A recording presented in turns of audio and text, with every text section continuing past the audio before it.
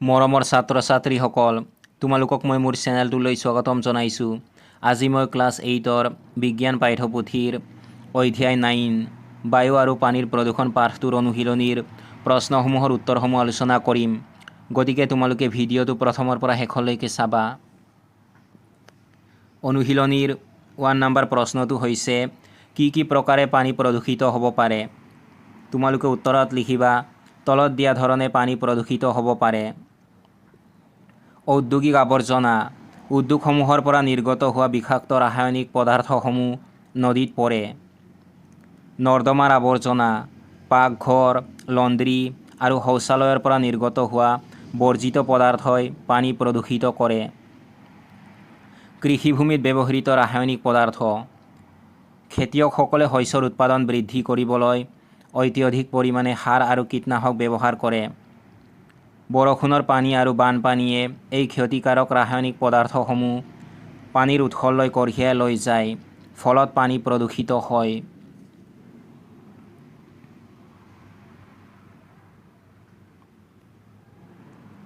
2 number প্ৰশ্নটো হৈছে, তোমালোকে ব্যক্তিগতভাৱে বায়ু প্ৰদূষণ কেনেকৈ হ্ৰাস কৰিবা? তোমালোকে উত্তৰত লিখিবা, বায়ু প্ৰদূষণ হ্ৰাস কৰিবলৈ আমি তলত দিয়া পদক্ষেপবোৰ ল'ব পাৰোঁ। আমি ব্যক্তিগত গাড়ী ব্যৱহাৰ কৰাটো এৰাই চলিব লাগে আৰু যথাসম্ভৱ ৰাজহুৱা পৰিবহণ ব্যৱস্থা বাছি ল'ব লাগে। আমি আৱৰ্জনা নজ্বলাই ইয়াক ভালদৰে নিষ্কাশন কৰিব লাগে। কম দূৰত্বৰ বাবে গাড়ী এৰাই চলিব লাগে। আমি ঘৰুৱা চিমনী আৰু বাহনৰ নিৰ্গমনৰ পৰিমাণ নিয়ন্ত্ৰণ কৰিব লাগে। আমি যান-বাহনৰ ইন্ধন, ডিজেল আৰু পেট্ৰলৰ পৰিৱৰ্তে CNG আৰু LPG ব্যৱহাৰ কৰিব লাগে।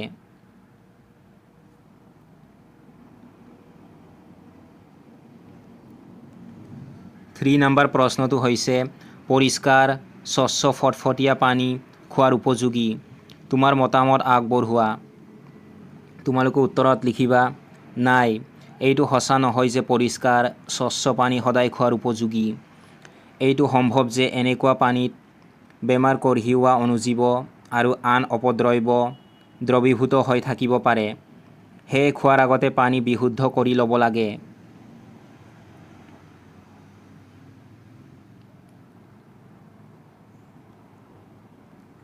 ফ'ৰ নম্বৰ প্ৰশ্নটো হৈছে, ধৰি লোৱা তুমি তোমাৰ নগৰখনৰ পৌৰ নিগমৰ এজন সদস্য। তোমাৰ নগৰখনৰ সকলোবোৰ বাসিন্দাৰ ঘৰলৈ বিশুদ্ধ পানীৰ যোগান ধৰিবলৈ কি ব্যৱস্থা ল'বা, তাৰ এখন তালিকা প্ৰস্তুত কৰা। তোমালোকে উত্তৰত লিখিবা, এই ব্যৱস্থাবোৰে আমাৰ নগৰখনক সকলো বাসিন্দালৈ বিশুদ্ধ পানীৰ যোগান নিশ্চিত কৰাত সহায় কৰিব। ক্লৰিন টেবলেট উপলব্ধ কৰিব লাগিব। মাজে সময়ে পানীৰ টেংকি ভালকৈ পৰিষ্কাৰ কৰিব লাগিব। পানী যোগানৰ নলীসমূহ নৰ্দমাৰ নলীৰ সংস্পৰ্শলৈ আহিব নালাগে।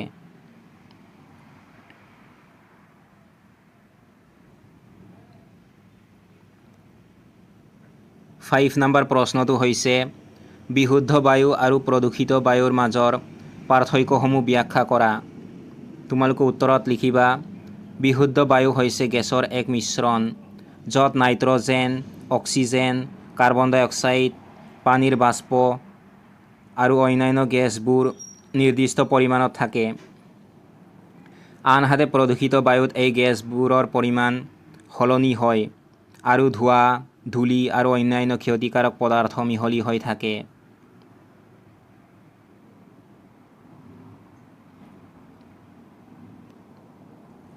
ছিক্স নম্বৰ প্ৰশ্নটো হৈছে, কেনে পৰিস্থিতিত এচিড বৰষুণৰ সৃষ্টি হয় বুজাই লিখা।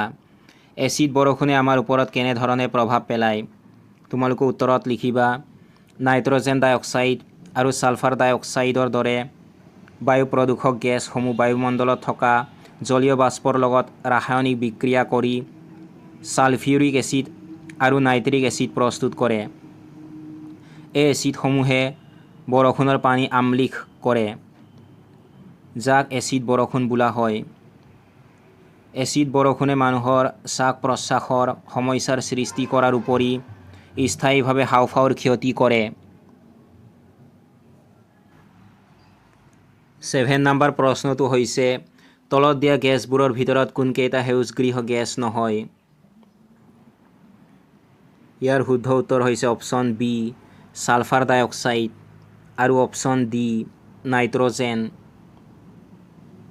তোমালোকে উত্তৰত লিখিবা ছালফাৰ ডাই অক্সাইড, নাইট্ৰজেন।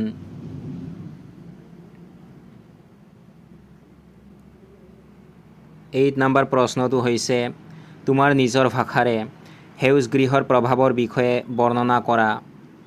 তোমালোকে উত্তৰত লিখিবা সূৰ্যৰ ৰশ্মিয়ে পৃথিৱী পৃষ্ঠ গৰম কৰে। পৃথিৱীয়ে এই বিকিৰিত ৰশ্মিৰ এটা অংশ শোষণ কৰে আৰু আনটো অংশ মহাকাশলৈ প্ৰতিফলিত কৰে। বায়ুমণ্ডলত থকা সেউজগৃহ গেছবোৰে এই বিকিৰিত ৰশ্মিৰ এটা অংশ ধৰি ৰাখে, যাৰ ফলত পৃথিৱীখন গৰম হৈ থাকে। এই প্ৰক্ৰিয়াটোক সেউজগৃহ প্ৰভাৱ বোলা হয়। এই প্ৰভাৱৰ অবিহনে পৃথিৱীত জীৱ থকা সম্ভৱ নহ'লহেঁতেন। কিন্তু বৰ্তমান এই গেছসমূহৰ মাত্ৰাধিক পৰিমাণে ইয়াক জীৱৰ ভাবুকিৰ কাৰণ কৰি তুলিছে।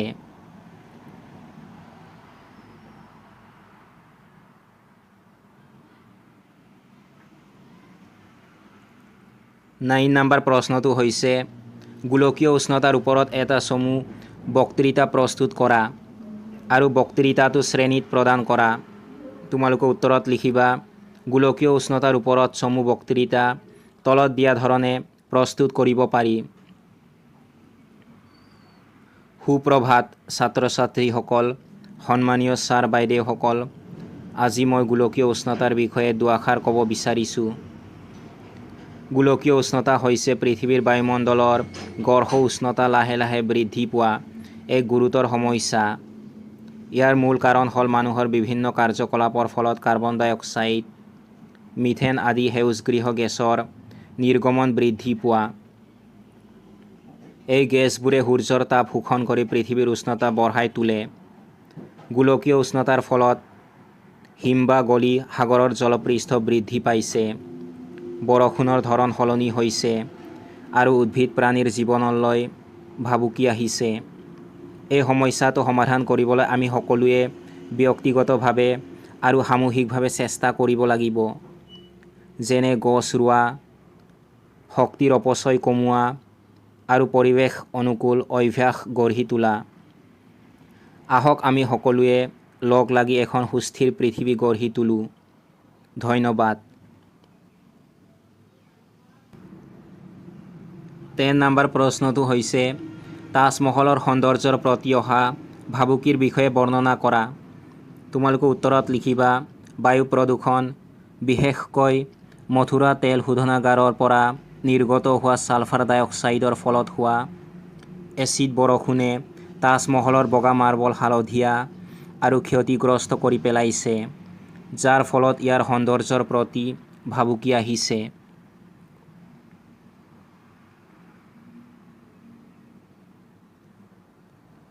এলেভেন নম্বৰ প্ৰশ্নটো হৈছে পানীত থকা পুষ্টিকৰ পদাৰ্থৰ বৃদ্ধিয়ে জলজ জীৱৰ অস্তিত্বৰ ওপৰত কিয় প্ৰভাৱ পেলায়? তোমালোকে উত্তৰত লিখিবা পানীত থকা পুষ্টিকৰ পদাৰ্থৰ বৃদ্ধিয়ে শেলাইৰ অত্যধিক বংশ বৃদ্ধি কৰে, যাৰ ফলত পানীত মিহলি হৈ থকা অক্সিজেনৰ পৰিমাণ কমি যায়।